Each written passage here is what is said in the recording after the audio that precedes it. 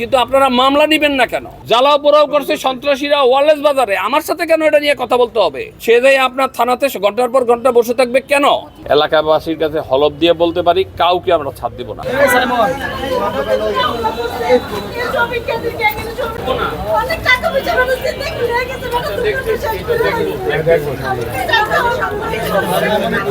Hello, এই যে আমি এই যে ওয়ারলেস বাজারে এই যে যাদের জ্বালা পোড়াও করেছে এটা দেখতে আসলাম। এখানে এসে কিছু মানুষের কাছ থেকে শুনলাম যে আপনি মামলা নেন নাই। এটা কি সঠিক তথ্য? দুইটা নিছেন, তারপরে আর কয়জনে মামলা নেওয়ার জন্য আপনার কাছে গিয়েছিল, আর বাকি কয়জনে গিয়েছিল? এখানে তো অনেক ক্ষতিগ্রস্ত হয়েছে। মাদ্রাসা পুরা জইলা শেষ হয়ে গেছে, দোকান শেষ হয়ে গেছে। আপনাদের তো দায়িত্ব ছিল যে তাদেরকে বলা যে আপনারা মামলা দেন।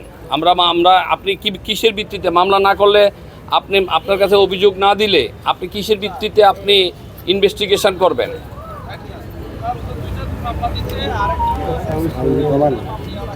হ্যাঁ হ্যাঁ, এই তোমার নাম কি? আমার নাম মেঘলা। তুমি মামলা দিয়েছো? এই যে মেঘলা নামে এক মেয়ে, সে নাকি মামলা একটা দিয়েছে অভিযোগ, সেটাও নাকি আপনারা রুজু করেন নাই?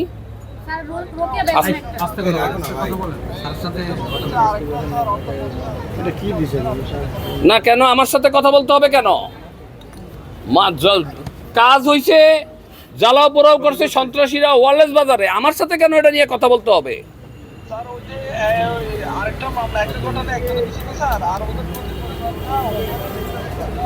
এগুলা আপনারা 24 ঘন্টার মধ্যে যাচাই বাছাই করে যেগুলা মামলা নেওয়ার সেগুলা মামলা নিয়ে নেন।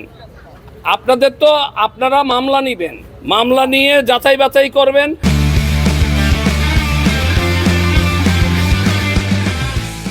মামলা যদি মনে করেন যে না এটার সাথে এরা জড়িত না, আপনারা চার্জশিট দিবেন, কিন্তু আপনারা মামলা নিবেন না কেন? এই যে ওনার মেয়ের কথা, আমাকে ইউনিভার্সিটি পড়াওয়া মেয়ে, সে মেঘলা, সে যাই আপনার থানাতে ঘন্টার পর ঘন্টা বসে থাকবে কেন?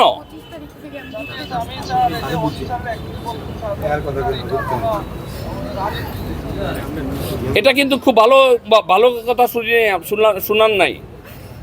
এটা যদি আপনারা মনে করে থাকেন যে ফেসিবাদের সময়, ভুল করবেন কিন্তু আপনারা। স্যার, আমার দাদা যেমনি আমার দাদা চিনি আমি, আমার দাদাকে পর্যন্ত মামলায় নাম দিয়ে দিয়েছে, ওইটাও তদন্ত ছাড়া আমি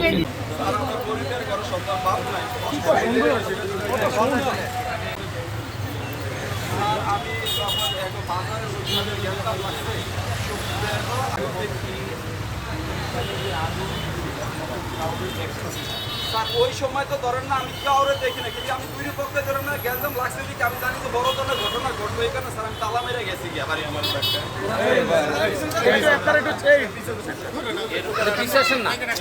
কোনো ঘটনা কোনো সন্ত্রাসী কোনো সম্রাট একটু নিচে এই বিল্ডিংয়ে কোনো ইয়া নাই, ক্যামেরা নাই। হ্যাঁ, সিসি ক্যামেরা আছে? সিসি ক্যামেরা আসেনি? সিসি ক্যামেরা নাই।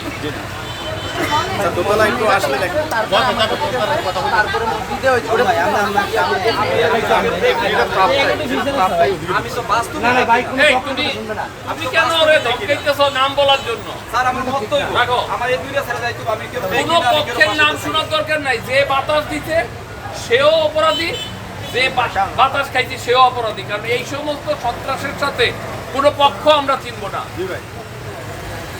এটা ফেসিবাদের সময় না, এটা জনগণের সময়। যারা যারা জড়িত তাদের ব্যবস্থা সরকার নিবে, আইন যা বলে সেই হিসাবে। সুতরাং এক পক্ষ মনে করবেন না যে আমার অমুক পক্ষ ঘরে ঘুমাইতেছে, কোনো পক্ষই ঘরে ঘুমাইতেছে না। একজন দেখেন এই এলাকায় ঘরে ঘুমাইতে পারছে, প্রশাসন প্রতি রাত্রেই সবাইকে করতেছে। এটার বিচার হবে, এটা আমরা নিশ্চিত করে দিতে পারি যে এটার বিচার সুষ্ঠু তদন্ত করে পুলিশ এটা চার্জশিট দিবে। ঠিক আছে, দাঁড়াও, পুলিশকে যদি জানিয়ে দিয়ে ধরে দিতে পারেন আপনাদের পুরস্কার আছে। এই এলাকার যারা আছো তোমাদেরকে বলে গেলাম, আপনাদেরকেও বলে গেলাম, কোনো রক্ত চক্ষুরে আপনারা ভয় পাবেন না। আপনাদের কাছে অনুরোধ, আপনারা কোনো রক্ত চক্ষুরে আপনারা ভয় পাবেন না। আমরা আপনাদের ভাষায় যেটা বলেন ইনসাফ কায়েম আমরা করব। জি ইনশাআল্লাহ। এখানে এই এলাকাতে অনেক ভূমিদস্যু ছিল, অনেক ফেসিবাদের এরা ছিল, কাউকে ছাড় দেওয়া হবে না। এই কাজের সাথে জড়িত যারা আছে কেউই আমাদের কোনো আপন লোক না, আমাদের আপন হইল জনগণ। আমরা কাউকে ছাড়বো না। আপনারা মনে হয় দেখছেন প্রশাসন জিরো টলারেন্সে আছে। এখন পক্ষ অনেকেই বলে টেলিফোন করে আমাকে যে অমুকে এটা করছে, দোয়াত কেউ তুলসী পাতা না। আমরা যেটুকু খবর প্রশাসনের কাছ থেকে পেয়েছি, আমাদের সোর্স থেকে পেয়েছি এবং আমাদের মিডিয়ার মাধ্যমে জেনেছি, কাউকে ছাড় দেওয়া হবে না। একেবারে আপনাদের কাছে এলাকাবাসীর কাছে হলফ দিয়ে বলতে পারি, কাউকে আমরা ছাড় দেব না। এবং যারা এই ঘটনাটাকে বিভিন্নভাবে প্রচার করছে নেগেটিভভাবে, তাদেরকেও ছাড় দেওয়া হবে না। তার দোষ নাই, তাকে যদি দোষারোপ করা হয় যে প্রশাসন আইসা ধরবে, এরকমভাবে যারা সামাজিক যোগাযোগ মাধ্যমে এবং আমার কাছে অনেকে পাঠায় ভিডিও এক কথাই 10 বার পাঠায়, আমি সেটাও প্রশাসনকে দিয়েছি যে তাকে কাস্টডিতে নিয়ে তাকে জিজ্ঞাসাবাদ করেন যে সে কেন, তার ইন্টারেস্টটা কী এখানে।